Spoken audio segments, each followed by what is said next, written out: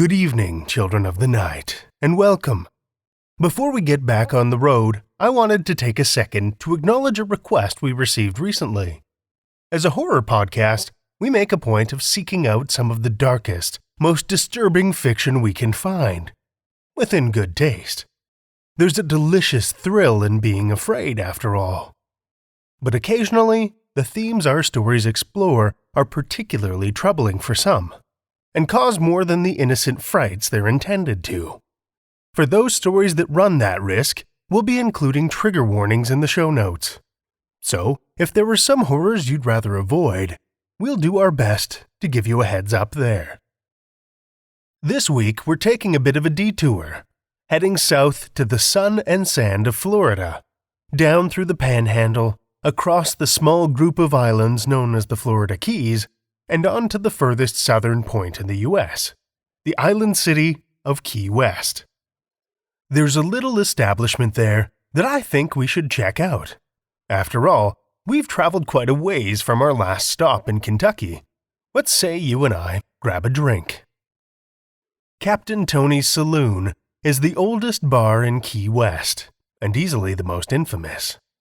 In the mid-1930s, Ernest Hemingway spent many nights at the bar, ruminating into his whiskey soda. Tennessee Williams was also said to regularly knock back a few there, as did author Shel Silverstein. And as it turns out, the stage at Captain Tony's is where Jimmy Buffett first began his singing career, often getting paid for his performances in tequila rather than cash.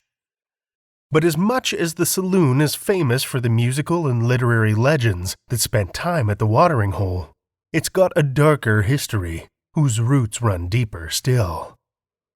When it was first built in 1851, the building that now houses Captain Tony's was something much different. In fact, it served two important roles in the little community: an ice house used to help the fishermen prevent the fresh meat they hauled from the sea from rotting and spoiling in the hot, humid weather of the Keys. And secondly, for disturbingly similar reasons, it was also the island's only morgue. As the only building on the island with any form of refrigeration, it was temporarily used to hold the dead prior to their burial. But not all visitors were temporary. Those bodies that went unclaimed, or who couldn't afford a proper burial, were laid to rest in a plot of land alongside the building. When a massive hurricane hit the Florida Keys in 1865, it devastated the community, leveling many of the buildings and sweeping unfortunate residents and their belongings away in a powerful storm surge. Even though the ice house managed to escape without significant structural damage, the doors were ripped off, and much of their cargo was swept away in the rushing waters. Cargo that included a number of bodies that had been stored in the morgue. When the waters retreated, only one of the bodies could be recovered. Rather than be carried off with the others, it had remained in the yard beside the building. Whether as a special honor or out of some superstitious motivation, the Bahamian people chose to bury the body right there in the yard, surrounded by a wall lined with bottles of holy water. It's a wall you can see for yourself, in the billiard room of Captain Tony's that was built as an addition onto the bar. That's not the only carryover from old tragedies that's been woven into the very fabric of Captain Tony's Saloon either. In the 1980s, workers were doing some renovations when they made an unexpected discovery. Tearing up the old floorboards, the construction crew discovered there was more than dirt that lay beneath the floor. There were bones, human bones, and not just a few of them either. Altogether, it looked to be the remains of somewhere between 8 and 15 people, although the jumbled fragments and mismatched skeletons made it hard to tell. Along with all those scattered bones, they also discovered a headstone of a young woman, Elvira, who died at the age of 19 way back in 1822. Rather than move it or cover it back up, the grave marker was incorporated into the concrete floor of the bar, serving as a permanent reminder of those bodies on which the foundation of the building was built. But perhaps one of the biggest monuments to death, rising straight out of the center of the building itself, is also the easiest to miss. At the center of Captain Tony's grows a tree. A tree now strewn with bras and other unmentionables, but whose thick trunk and smooth bark speak to the countless years and deaths it's weathered on the island. This isn't just your average tree, after all. It's a hanging tree. The hanging tree, the final stop for those criminals deemed no longer worthy of life. It's probably no surprise that in Key West in the 1800s, nearly all of those who lost their lives swinging from the limbs of the tree were accused pirates. All with one notable exception. In the late 1800s, a local woman, in a fit of rage, brutally murdered her husband and 2 sons. She cut their bodies into pieces and scattered the results of her butchery in the yard. Her hope? That the strays and local wildlife would dispose of the evidence. But her handiwork hadn't gone unnoticed. A neighbor had seen her deeds and, in a panic, ran to fetch help. When others arrived, the bloody trail immediately led them inside, where they found the woman, exhausted from her murderous efforts, sitting in a blood-soaked blue dress. The fury of the mob that had gathered was absolute. They grabbed the woman, dragged her to the tree, and without so much as a question raised, laced her neck with a thick hempen rope and strung her from the tree. The Lady in Blue has garnered a reputation as the most famous haunt at Captain Tony's. She's often seen as a bluish blur that passes swiftly through the room, or sometimes a pale form glimpsed out of the corner of the eye. Others have claimed to catch a much more complete vision of her, even going so far as to photograph her. Unsurprisingly, though, she's not the only spirit said to inhabit the bar. A terrifying presence has been felt lurking in the women's washroom, too. It often occupies the first stall closest to the door, slamming the stall door and the bathroom door that leads back into the bar, terrifying unsuspecting visitors.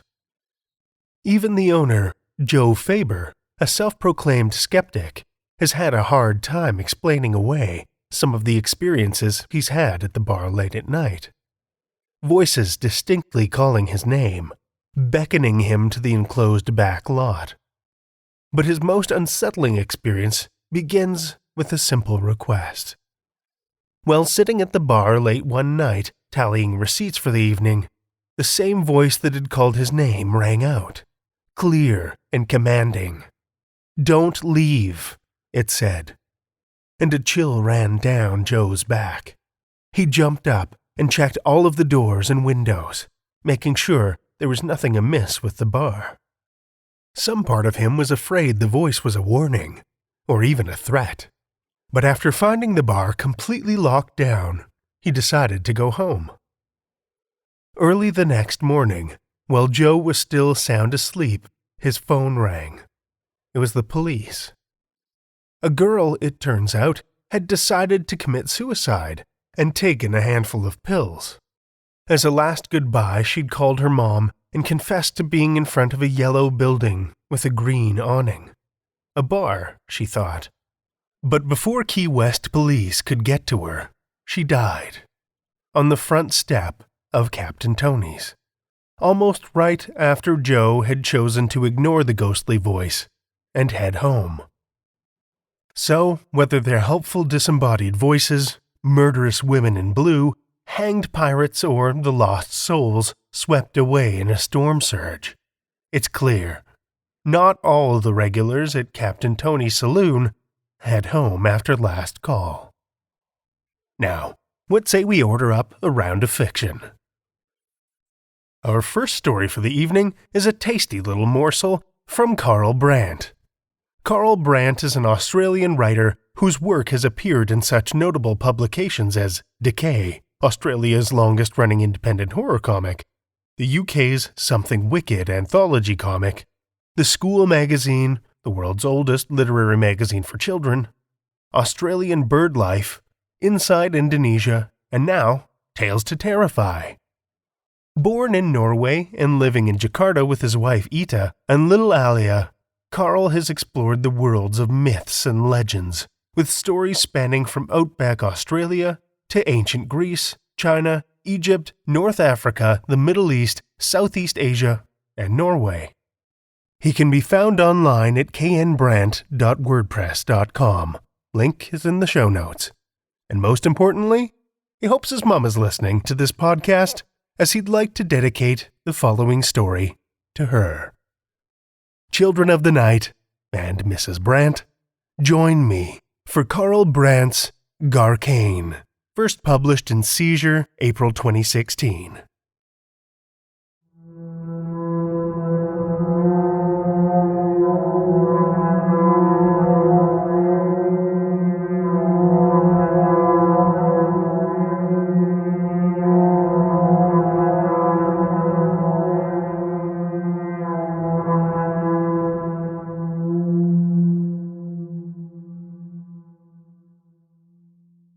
The first thing to hit me was the stench.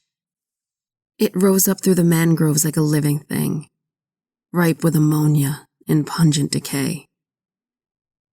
I covered my mouth and bit down on my tongue to keep from gagging. It didn't work. I don't suppose you've heard of the Garkain?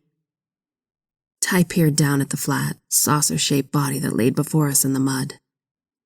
Hollow eyes, a grinning mouth stretched between putrid yellow wings, and a whip-like tail gave the creature an appearance of an enormous bat. They said it lurks in the trees, waiting for its prey in the mangroves after dark. I shuddered and adjusted the strap on my perspiration-soaked dress. It could have washed up, I said, trying my best to sound convincing. Garkains always come down to feed, said Ty, turning towards me with his tanned muscular arms outstretched. Haven't you heard? It envelops its prey and suffocates them with its stench. In your case, I believe it, I said, ducking to avoid Ty's sweaty embrace. Ty gathered himself, then reached up and broke off a long, thin branch from an overhanging tree. I raised an eyebrow. What are you gonna do? Ty grinned and brought down the stick against the body with a resounding whack. A ripple passed back and forth through the pale, decomposing flesh. I think it's still breathing. Stop it, Ty. Ty laughed and hit it again with greater force. This time, I thought I saw a dark red protrusion, almost like a claw, emerge from one of the gill-like slits on the body. I wiped sweat from my eyes. Stop it! I'm not kidding! What's the matter, Mel? Ty snickered. I wanted to slap him hard across the face, to replace that smirk with a glowing red mark in the shape of a hand. Instead, I stormed back down the path. Just leave me alone. Mel, wait. I followed our footprints for several minutes before losing them in the undergrowth. The last orange streaks of the setting sun filtered through the thick mangroves. Mel. I turned back toward the voice. Although I loathed Ty's taunts, getting lost in the dark appealed to me even less, and he knew it. I was almost at the clearing when the sound of ripping and tearing reached my ears. I hesitated, then took a deep breath and steeled myself. Ty, if you're trying to...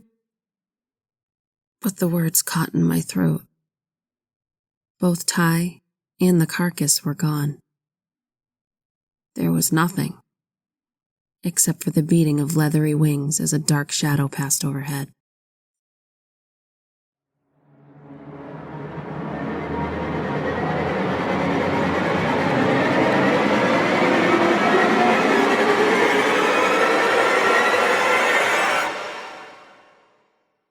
That was Karl Brandt's Garkain, as read by Danielle Gracie.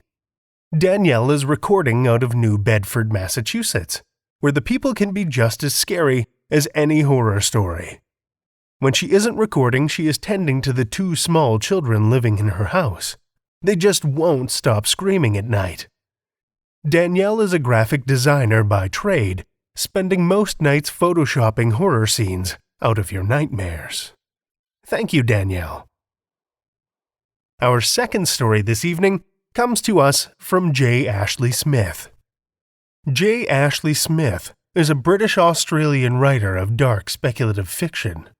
His story, Old Growth, won Best Horror Short Story in the 2017 Aurealis Awards, while 2 others were shortlisted in Best Horror and Best Fantasy.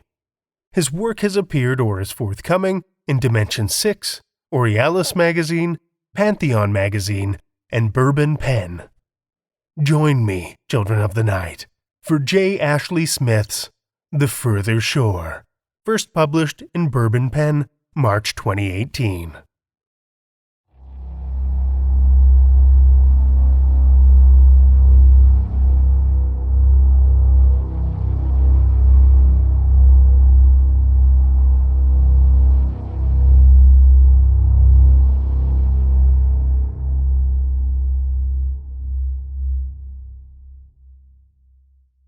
Renault was out beyond the littoral when the fear bloomed.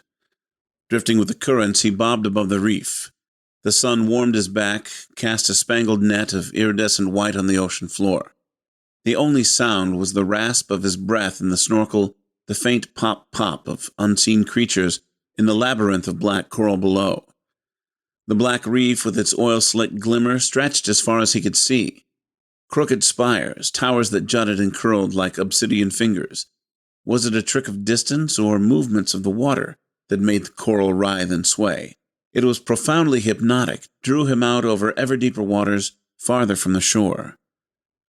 Renault had noticed the pattern 2 days before. It was madness to think there should be order out here among these chaotic accretions, yet there it was, the deep grooves of shadow that drew together, converging like vast curved spokes around a distant axis. It had been too late to explore that first afternoon, and yesterday had been overcast, the light too diffuse to make out any detail in the reef. This morning he had woken early, determined to swim out to the point where those dark channels met. His excitement mounted as each stroke brought him closer to the center.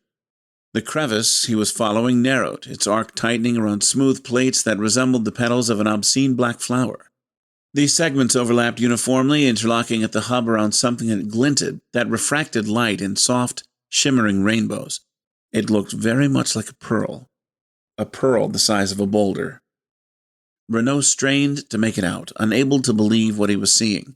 But his mask had fogged and his sight was confined to a blurred rectangle. Just outside this frame of vision, he caught a movement. He spun, scanning the water around, below. There was nothing. He could see nothing, but his back tingled, his chest tightened. Something was there. Something.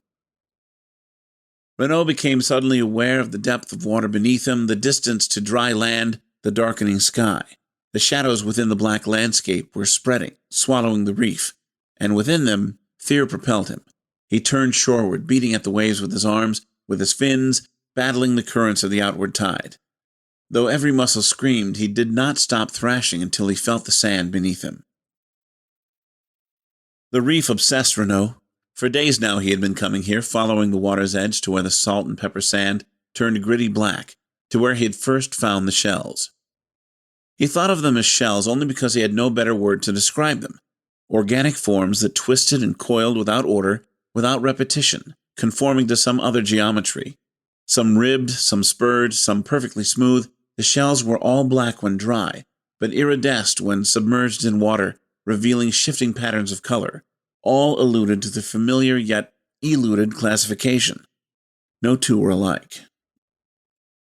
He was quick to intuit the connection between the shells and the black sand, but the existence of the reef was a hypothesis he was unable to test without proper equipment. A search of the shack had revealed a mismatched pair of flippers left by a past occupant, but it took hours of scavenging along the coastline before he found a mask, and weeks before a snorkel washed onto the shore. To stave off the madness of impatience, Renault killed time collecting shells. He studied them, took them back to his room in secret, always careful to hide his discoveries from the others, from Benson and from Webb. After weeks of frustrated speculation, he finally swam out beyond the breakers. When he dipped his head beneath the waves, caught sight of that landscape of black sculptures, it was the closest to pure joy Renault had felt since he first awoke in the shack. The wind had picked up, blew the tang of salt water and rotting kelp in from the sea. Renault's stomach growled. He knew he did not need food, yet the old triggers persisted. Mealtimes were the worst. He walked north with the sun low behind the mountain, with shadows reaching seaward across the wasteland of scrub and saltgrass. The ocean was marbling blue and golden red, a web of light that danced toward the horizon, and the chain of hulking black ships. His feet made impressions in the moist sand, a trail of prints that faded beneath the lapping tide. He had stayed out too long, left barely enough time to make it to the shack before dark. Renault quickened his pace, muttering, cursing. He was raging at his irrational fear, elated at the discovery of the black flower and the pearl, and his excitement made him rage all over again, impatient to be back out over the reef. Among the tangles of driftwood and seaweed that littered the shore, a framed picture was caught in the foam, a monochrome of a woman and child, in shades of silvery gray. It was drawn back with each inhalation of the tide, rotated gently, washed forward again with each exhalation. The photograph was buckled and warped, but Renault could see it clearly, felt deeply the ache it gave him. These people, But he did not know them, knew nothing of his life before the shack. Whatever memories the picture alluded to were gone, if they had ever existed. Renault kicked the picture as he passed, back into the surf, where it tumbled and rolled beneath the curling waves. Renault's first morning in the shack, he woke with no memory of falling asleep. When he thought back, there was nothing. He had no idea where he was, no idea who he was. There was only this moment, the muffled swell of the ocean, the rusted tin ceiling, the gritty, unwashed feel of the sheets. Benson had loomed in what passed for a kitchen. Another man, Stax, was seated at the table. His head was completely bald, with a face that sagged above its ridiculous handlebar mustache. They stared as Renault lurched into the room, slumped on a tea chest. The table wobbled when he leaned on it. Benson brought him coffee. Both men stared. Their look was neither kind nor unkind, neither surprised nor interested. Renault sipped his coffee, avoided their eyes, struggled to remember. That morning he had taken his first walk out along the shore. He had first seen Benson's armchair sunk in the wet sand, seen Benson staring out towards the dark ships that girded the horizon. That morning he had claimed his first piece of flotsam. Stax hadn't lasted long. Just a few days after Renault's appearance, he announced that he was going to scale the mountain. He set off at dawn and never returned. In the morning, his bedroom door had opened, and out stepped a stranger with a confused look on his face. Since then, Renault had seen them come and go. They were like devotees of some terrible god, one that nobody quite believed in. They stumbled up and down the beach, gathering their combings from the surf, eyes alight with the promise of revelation, hoarding their half-eroded trinkets like sacred totems. Mostly, they made it to the shack before night fell. Sometimes they did not. All wore the same blank expression, a mask of vacancy, ecstasy, melancholy. All believed they would be first to discover the hidden meaning, to reassemble from those worthless treasures the puzzle pieces of who they had once been. All feared they would never remember. No one dared speculate that there was no meaning. The path to the shells, to the discovery of the reef, had been opened by the question of food. The shack was exposed to a stretch of coast too vast to explore in a single day, and there was no question of staying out past nightfall. In all his excursions, Renault had come across no evidence of habitation. There were no buildings, no roads. He had found no path or animal track through the scrub, no footprints in the sand but his own. No one but the occupants came to the shack. There were no deliveries. So where did the food come from? Before turning in one night, he had checked the fridge, a monstrous, noisy machine that bore the scars of a past life on the ocean floor. Inside there were just scraps, leftovers under cling film, desiccated condiments, half a tin of beer. Yet when he opened the fridge next morning, it was full to bursting. That night he sat up, played hand after hand of solitaire with the shack's one incomplete deck of cards. He sat on a milk crate, watching the fridge, trying not to listen to the nighttime sounds. The slithering and sucking, the scratching and chattering, the groaning of the shutters beneath whatever moved over them. He awoke in the same position, aching, numb, an unfinished game on the dusty floor. The night terrors had retreated, but it was not quite dawn. The shutters merely scratched by gray half-light. Renaud groaned, stretched, opened the fridge. It was full. The next night he stayed up again, but this time left the fridge door open wide. He perked himself with the bitter tar Benson called coffee, patiently built and rebuilt a tower with the playing cards. He did not sleep, but nodded with prickling eyes, enduring the noises. He placed card upon card until they collapsed, then drew them together, began again. At dawn the fridge door was still open, its shelves as disheveled and bare as the night before. Renaud felt both excited and disappointment, not entirely certain what it meant. He rose and closed the fridge door, padded towards his room, to bed. He paused at the entrance to the living room, looked back towards the fridge. He strode back, flung open the door. It was completely full. After that, he lost his appetite. The sun was no longer visible behind the black mountain. Renaud was jogging now, his feet slapping the wet sand, fins bouncing against his thigh. When he saw Benson's armchair up ahead, he broke into a sprint. The shack was only minutes away. Though Benson was tall, at least a head taller than Renaud, he was dwarfed by the chair. It was an ugly thing, a huge reclining easy chair in beetroot maroon, half bleached by the sun, half darkened by the tide. Only Benson knew how long it had been there, rimed with salt, eternally moist. As soon as the theater of the morning meal was complete, and he and Renaud and Webb went their separate ways to pursue their separate obsessions, Benson, stooped and scrawny, in the sleeveless pullover and rolled-up trousers, would slump within the decaying mounds of his armchair. He sat motionless from sunup until late afternoon, staring out towards the distant ships. Renaud passed within meters of Benson, but neither one acknowledged the other. He was in sight of the shack when he heard the splash. He turned back, but the chair was empty. Benson, still fully clothed, was swimming with confident, powerful strokes away from the shore, past the breakers, past the bar, and out into the darkening ocean. Renaud still came to meals. He still sat with the others around the rickety driftwood table, still picked at the food that Benson placed before him, the barbecued meats, the exotic salads with their unusual dressings, still drank tin after tin of the beer. How else could he sustain himself? But then he noticed that, despite preparing the daily meals and sitting down to each with he and Webb, Benson did not eat. The gangling cook served himself, pushed food round his plate, sometimes lifted it on his fork, but never once did Renaud see a morsel pass Benson's lips. Neither did he drink.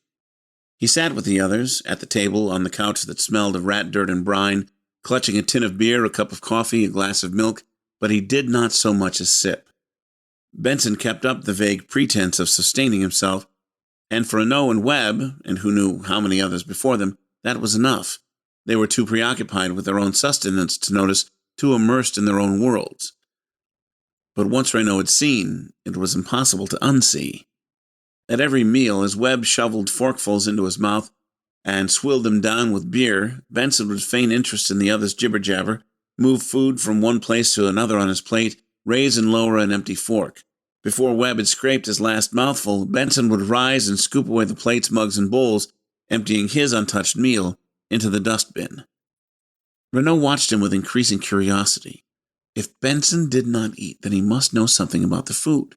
If he could live without eating, then he must have discovered some means of sustaining himself, or learned that he did not need to sustain himself. Renaud had to acknowledge a grudging respect of Benson. He longed to find out what went on beneath that shiny dome, with its wisps of hair like spider webs. What else did Benson know? Benson was not open about his knowledge, clearly unwilling to share his hard-earned secrets. The few times Renaud had tried to steer the conversation towards these hidden insights, Benson changed the subject or gave answers to an entirely different question. Renaud dropped that line of inquiry, decided instead on his own empirical study. It was painful at first, the pit in his stomach, the weakness, the exhaustion, the agony of yearning, sitting out meal times in his room, trying not to notice the aroma of cooking meat that wafted under the door, the long nights clutching his belly, pillow pressed against his ears to shut out the slurping of the terrors. But after several days, Renaud recognized that the pain was mostly in his mind. It was a pain of wanting rather than a pain of hunger. After a fortnight, there was no pain at all, only the triggers at the old mealtimes, echoes of habit rather than need. This self-denial acted like a gateway, opening him up to a new view of their world, of this endless shore, and of his place within it. Following Benson's example, Renaud overcame his obsession with the beachcombing that, up until then, had been his sole preoccupation. Instead, he posed questions, he framed and tested hypotheses. He ventured, by day, farther and farther from the shack. He began looking for a way out. In the twilight, the shack looked more dilapidated than ever. A simple structure of graying wood and rusting tin, it nestled against the shifting dunes, half buried at the back by sand. A wooden sign hung from the roof by weathered chains, its forgotten message worn away by the moisture, salt, and sand in the evening winds.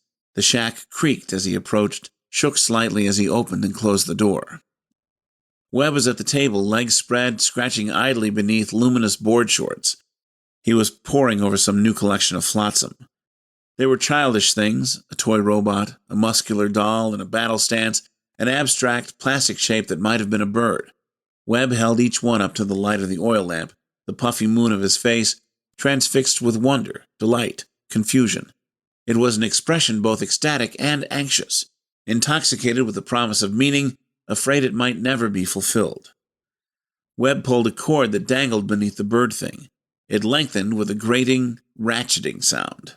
When he released the cord, hidden chimes plinked a lullaby, not quite in tune. Webb looked up at Renaud with foggy eyes, a maudlin half-smile. "Still works," he said, choked with tears. "Benson's gone." Renaud sat down across the table from Webb, making no effort to conceal his distaste.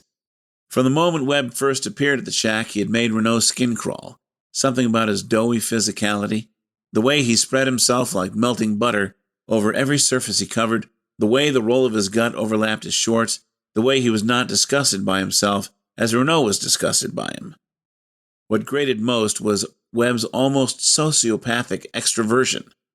Withdrawn silence had always been the rule in the shack, with conversation kept to a terse, functional minimum. But since Webb's arrival, there had been no escape from the torrent of banalities. Renaud often imagined he would prefer the terrors of the night to another second of Webb's overloud platitudes. As long as Benson had been in the shack, he had acted as a fulcrum that kept Webb at a safe distance from Renaud. Without Benson around, there was nothing to hold Webb's boorishness in check. Renaud was not sure how he would get through the night without killing Webb or himself. For all the good that would do. "Gone where? It's almost dinner time." "Benson's gone. He's not coming back." Webb's face grayed. "You mean they—" "Look outside, Webb. It's hardly dark. No, he's gone off on his own. Swimming. I think he's trying to make it to the ships." Webb looked sick. He rocked, rubbed his palms against his thighs. His eyes bulged. "Why would he do that?" Webb moaned. "I mean, he'll never make it. And what'll we do about dinner? Why would he go out to the ships?" "I don't know," said Renaud, but he wondered. Webb was right about one thing. There was no way Benson could make it to the ships before night fell. And who knew what horrors emerged from the water once the sun went down? It was possible Benson had discovered some secret about the ships, something that might justify his insane gambit. But then, perhaps it had nothing to do with the ships at all. Perhaps Benson just wanted to drown. Renaud never quite believed in Benson's whimsical suicide attempts. He had all but passed them off as a dream, choosing to ignore them rather than accept what they implied. The first time, Renaud had found him in the bath. The tap was still running and the cracked enamel tub had overflowed. Red water gushed from the sides, pooled on the floorboards, dripped steadily through the cracks. Benson had been fully clothed, submerged to the neck. His head was cocked to the right, eyes glazed, just cavities in his parchment face. One arm hung over the side of the bath. Dangling from the limp fingers was an ivory-handled razor. His forearms, from wrist to elbow, were open, the edges curled back like sneering mouths, a provocative last gesture. Or so Renaud thought. It was after dinner, and the shack's third occupant, at that time a man named Baker, had retired to his room. The terrors were out in force, and while Renaud drained the tub, he could hear them pulsing and squelching against the outer walls, converging on the bathroom. Renault hefted Benson's limp, sodden body out of the bath and over his shoulder. The head struck the wall, arms flapping against Renault's legs as he staggered towards the bedroom. He towed open the door of Benson's room, dumped the sodden corpse onto the bed. The room was otherwise bare, just a driftwood desk with an arrangement of treasures, a leaping fish made of smoky glass, a wooden cigar box, a silver pocket watch with no hands, a rusting sextant. Renault folded the razor and placed it with the other objects, flipped the lid of the cigar box. Inside were 2 large brown coins. They were old, thick, and dented, greening at the edges, and covered with symbols he did not recognize. Renault went back to the bed, pulled the blanket up over the corpse, looked down into Benson's staring eyes. The pupils were so black and wide. Renault saw himself reflected as he leaned over, brushed down the eyelids, placed one coin, then the other. Renault lay awake all that night, going over and over the scene, the red waterfall in the bathroom, the ancient pennies on the pinched, skeletal face. He had no idea what to do with the body. Perhaps he and Baker could bury it in the sand, or throw it out to sea. But when he rose, blear-eyed and aching from the night's exertions, he found Benson in the kitchen making breakfast. There were no marks on his arms. They did not speak about it. Weeks later, when dinner time came and Benson was not in the kitchen, Renault pushed open the bedroom door, found Benson dangling from the rafters by a length of sea-worn rope. Renault did not bother to cut down the body. Next morning, Benson was at his place in the kitchen, frying bacon, making coffee for the new occupant, this time the white-haired Ogilvy. Benson could not die, at least not of his own volition. Renault grasped, without fully understanding, the possibility that this phenomenon might apply not only to Benson, that it might even be a condition of this in-between place, this limbo, the shack and the endless shore. But he did not quite dare test the hypothesis. After all, no one else had come back, but then no one else he knew had attempted suicide. They had ventured too far on their wanderings, or chosen deliberately to leave to explore the mountain or the wasteland beyond the dunes, or they had gone cuckoo, run screaming into the night. Renault assumed that all of them had failed because every one of them had been replaced. Baker by Ogilvy, Ogilvy by Nog, Nog by Argento, Argento by Webb. The new occupant waking up the next morning in the bed of the old. No matter how they tried to get away, not one of them lasted the night, because night meant the terrors. Benson knew that. So what was he doing? And now there will be nothing to stop them. Webb was spouting nonsense, delusional gibberish that went from brain to mouth without review. Renault wasn't listening, had his own thoughts to chase. All this time, Webb maundered, they've been waiting for a signal, a lantern in the window, a secret radio, a spy, that's what he was, and now his mission's complete. They've called him back. Webb sniffled, wiped his nose along the length of his arm. I never trusted him, always knew he was up to something, standing there in the kitchen with his queer smile, peering through the cracks in the wall, taking notes, transcribing all we say or do. Now they've called him back to tell them everything he knows. Renault closed his eyes, tried to tune out Webb's ravings. Benson had been gone little more than an hour, and things were already falling apart. Without the familiar routines, without Benson in the kitchen, dinner on the table, Webb was losing his mind. Black figures, shadow people, on deck with their spy glasses, watching everything, recording everything. But why? What do they want? It doesn't seem real. None of it. I just want to wake up, Frenchie, but the dream won't end. And if it's not a dream, then what? Some twisted game show? Then Benson's only gone and... Renault looked up. What, he said, is a game show? Webb stared back at Renault, bloodshot eyes ringed with painful red. His lip quivered on the verge of tears. He said, I don't know. They stared at each other across the table. Webb swallowed, rubbed at his thighs. The shutters rattled, and from behind them came the first slurps and gurgles of night. Webb started, glanced up at the sound, as though whatever was out there might rip through the boards, slither over and digest him where he sat. Renault eyed him with disgust.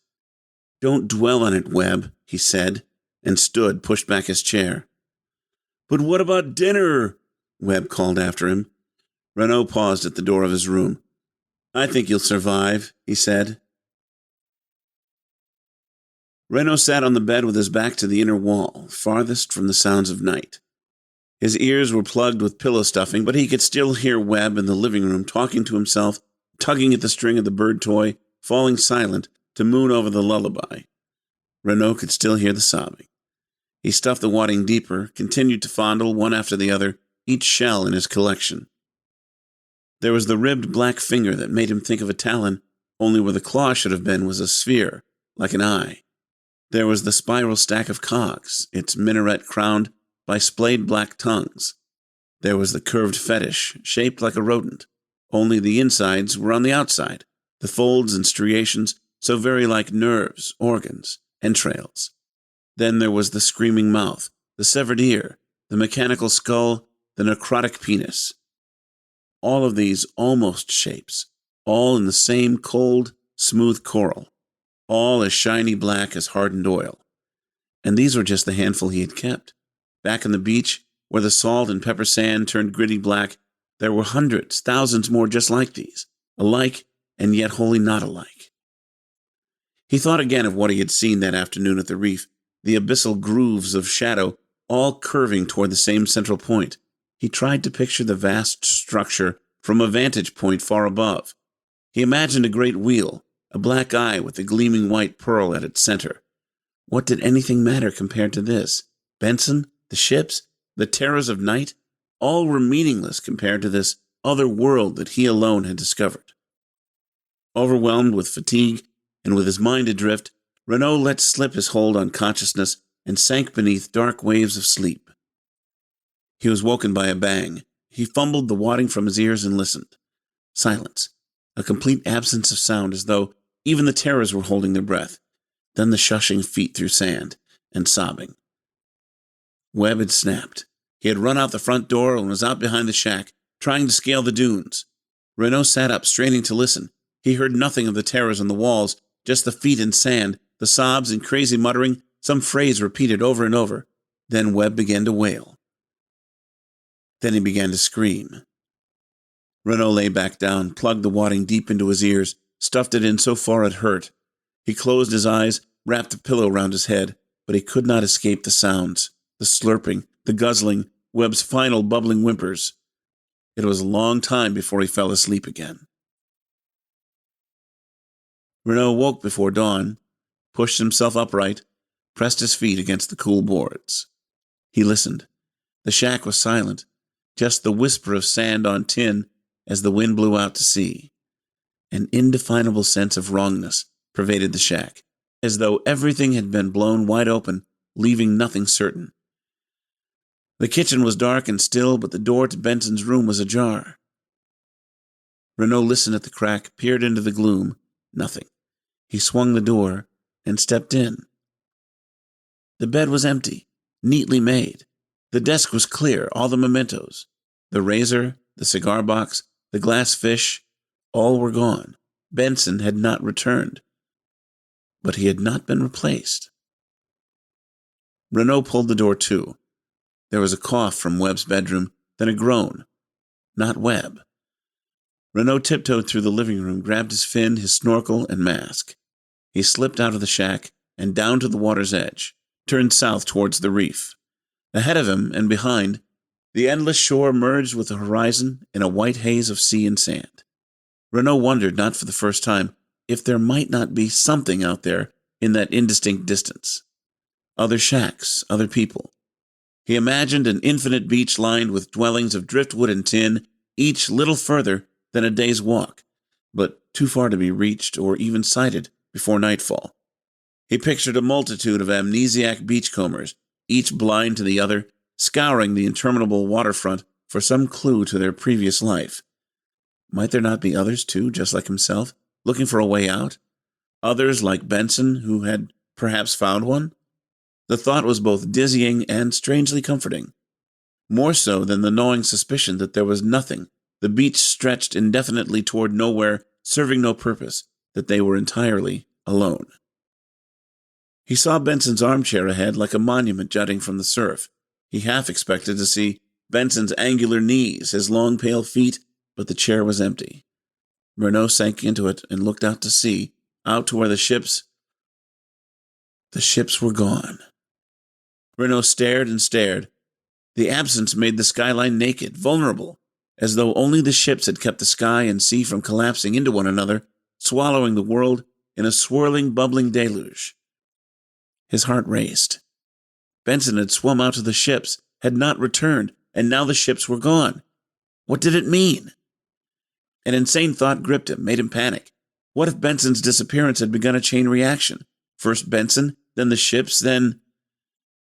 Renault jumped down from the chair and sprinted along the beach, fins bashing against his thigh, not slowing until he reached the bar of black sand.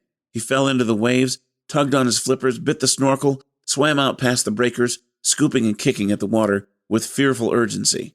Once offshore, the shelf dropped away, and he saw with relief the tangled spires of the reef below. It was still there. Of course it was still there, just as it had been the day before and the day before that. He calmed his strokes, matched his rhythm to the rise and fall of the waves, steered himself in what he hoped was the direction of the great wheel and the pearl. His anxiety did not entirely ease until he reached the first of the reef's shadowed trenches. He swam above it, glancing ahead to the point where the dark furrows converged. The morning sun cast its net of white gold among the black sculptures. The coral seemed to move, an illusion caused by the purling iridescence. When he saw again the petals of the black flower, the hub of the vast coral wheel, his heart began to pound, but with excitement this time, with anticipation. He let his arms hang behind him, flipping gently with the fins until he drifted above the black flower. It was larger than he remembered. The petal-like structures formed a jagged disk almost 50 meters across, and there, in the absolute center, lustrous and opalescent, gripped by fingers of black coral, lay the pearl. Renault's pearl. But it was so far down. Impossibly far. Renault sucked air deep into his lungs and dived. Down he went, 2, 3, almost 4 meters, before his lungs began to burn, and his ears threatened to burst from the pressure of depth. He jerked up, thrashed for the surface, broke free of the water, gasping for air. At the lowest point of the dive, the pearl had seemed no closer than it was at the surface. He trod water, letting his heart calm, his breath ease, then bit down on the snorkel and dived again. This time, he made it almost 5 meters before his flaming lungs drove him back to the surface. He dived and dived again, and though with each successive dive he got no closer to the pearl, in fact made less and less progress, he kept diving until he was overcome by exhaustion. Renault rolled onto his back and closed his eyes. He had to get down to it, but it was impossible. The water was just too deep. He felt imprisoned, shut out of the world beneath the waves as surely as a moth, hurling itself against a window to reach the lamp behind. The sun was now at its highest point in the sky, and bright, even through closed eyelids. It was past noon, lunchtime. Renault felt the old hunger grip him, lightly, true, but it was still there, an echo of the habits of that other, forgotten life, the life before the shack. But, in spite of the hunger, he knew he did not need to eat. He was sustained. He continued. Benson could not die, and yet Benson was gone, and with him the ships. Precisely what this meant, Renault did not understand, but he knew he did not need to hold on any more to that other life, whatever it had contained, whatever echoes still surrounded him. He inhaled deep into his belly, felt the air lift his body, hold him at the surface of the water. He exhaled slowly, felt the air warm at the back of his nostrils, his body dipping below the water again as he lost buoyancy. When he breathed in once more, his last breath, he let the air fill him until he radiated. Then he dived.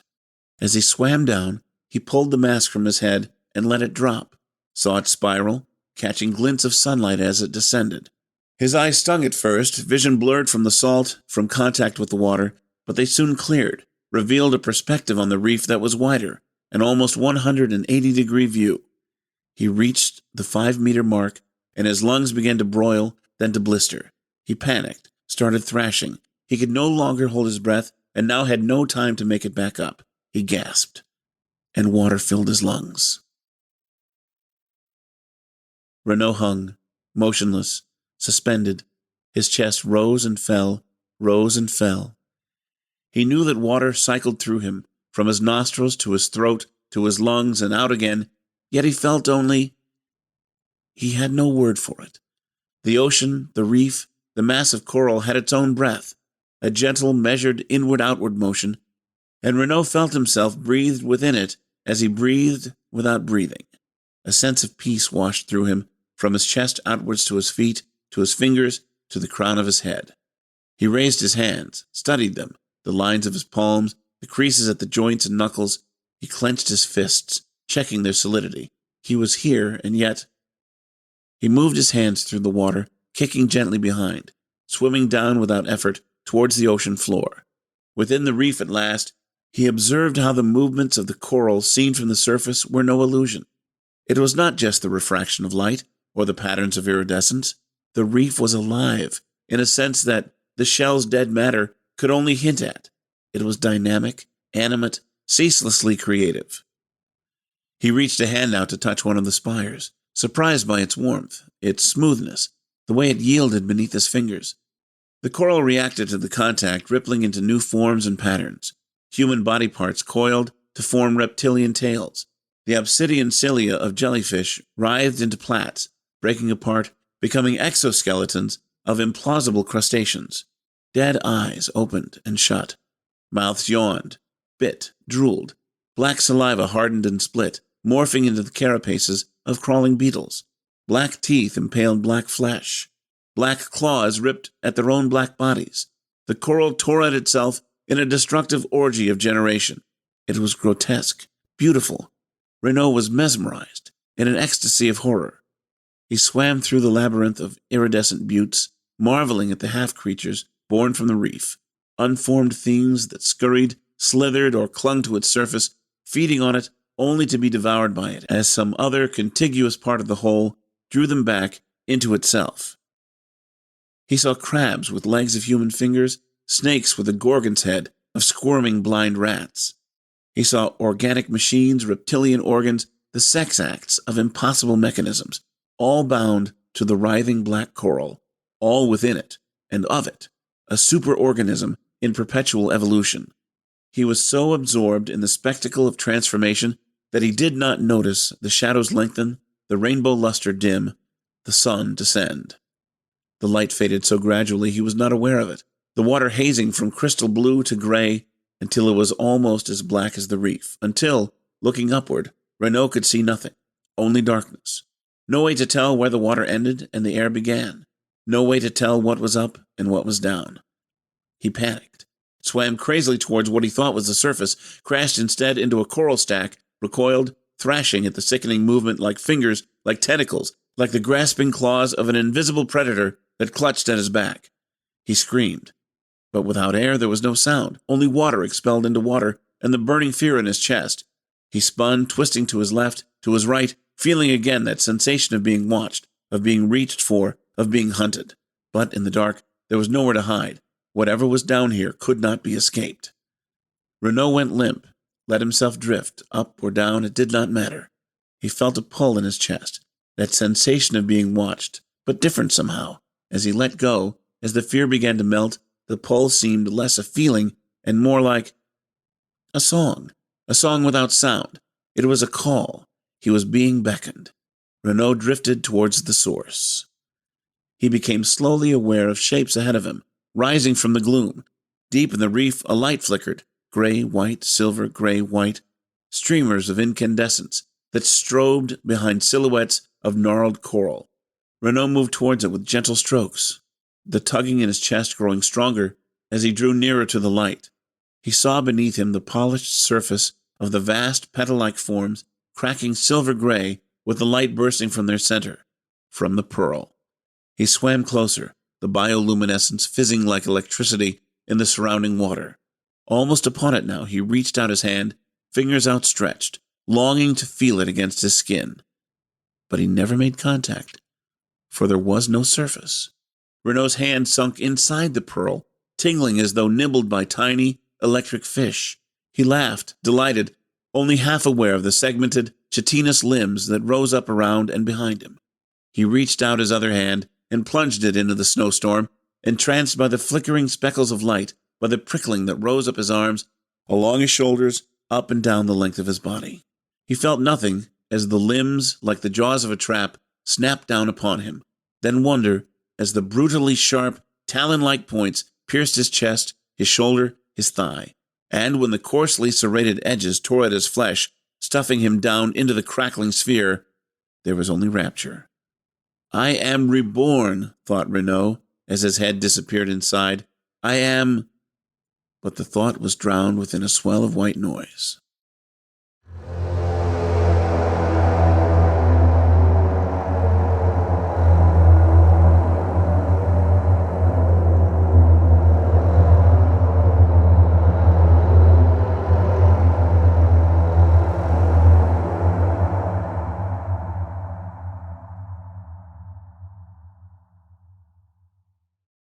That was J. Ashley Smith's The Further Shore, as read by Pete Lutz. Pete Lutz hails from Illinois, but departed at an early age to seek his fortune. 20 years later, he retired from the U.S. Navy, having been completely misinformed as to where all the fortunes were. Since that time, he has done a number of interesting things, many of which should never be mentioned in a public forum. But one of those interesting things was the creation of an audio drama podcast series called Pulpery Theater, an anthology series with adaptations from classic pulp fiction and original stories from both Pete and guest playwrights. The podcast can be found on both iTunes and Stitcher. Pete lives in South Texas with his wife and son. He's a civil servant in his day job with a part-time radio gig. But his nights and early mornings are spent in great bursts of audio creativity. Lastly, for the benefit of Miss Marcia Morgenstern, he is not the Pete Lutz who stole the jack-o'-lantern off his grandma's front porch in Big Legs, Idaho in 1949. Please stop calling him about that. Thank you, Pete. Well, children of the night, the hour's late and we've run out of stories to tell. For now. A reminder, submissions are still open. If you've got tales you'd like to share, visit talestoterrify.com/submissions for details. And we're also still accepting applications for new narrators. Send us an email, talestoterrify@gmail.com. If you like what you hear, we'd love your support through Patreon at patreon.com/talestoterrify or directly via PayPal. Link is near the bottom of our homepage. Also, like us or leave a review on Apple Podcasts or wherever you listen to podcasts. Reviews help keep us on the charts so we can worm our way into the ears of new listeners. Our show is produced by our editors, Seth Williams and Pete Morcellino, and myself, Drew Sebastini, with theme music by Diane Severson. Tales to Terrify is distributed under a Creative Commons Attribution, Non-Commercial, No Derivatives license. Join us again next week as we dig into your deepest fears with more Tales to Terrify.